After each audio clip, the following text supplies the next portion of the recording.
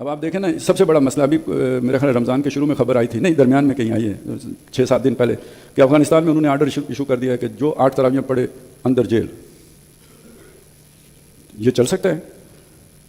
ایران والے جو ہے نا سنی طریقے مسجدیں نہیں چھوڑتے یہ اور یہ جب 98 میں جانا ہوا تھا میرا افغانستان، ان سے پوچھے جو اب میرا خیال ہے جو ان کے امیر صاحب ہیں جو اس وقت چیف جسٹس تھے، ان سے پوچھا جناب، میں نے کہا یہ جو شیعوں کے اپنے مسائل ہوتے ہیں نکاح طلاق کے نماز پڑھنے کے طریقے، تو آپ ان کو انہوں نے کہا یہاں صرف فقہ حنفی چلے گی، شیعہ تو سنی تو صاحب فقہ حنفی، اور یہ ان کے منہ کی بات تھی۔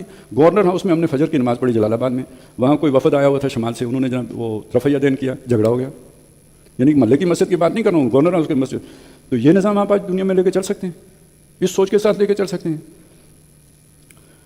وہ یہ مجھے سکے سے یاد آ گیا۔ اب وہ اصل میں کچھ اور پوچھ رہے تھے، وہ یہ کہہ رہے تھے کہ افغانستان میں چلے جانا چاہیے کیونکہ باقی سارے ملک تو UN کے انڈر آتے ہیں۔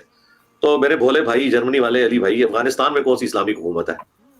اسلام کے ساتھ جو کچھ افغانستان میں ہو رہا ہے آپ کی سوچ ہے۔ ہمارے کئی اسٹوڈنٹس وہاں پہ موجود ہیں، اہل حدیث کے ساتھ جو ظلم کیا جا رہا ہے، جو اہل حدیث کا قتل عام ہو رہا ہے، اور حنفیوں کی مساجد میں لوگوں کو سنت کے مطابق نماز پڑھنے سے روکا جا رہا ہے۔ ہماری لائیو سٹریم میں افغانستان سے لوگوں نے آگے ویڈیوز میں بتایا کہ ہمیں رفع الیدین نہیں کرنے دیتے۔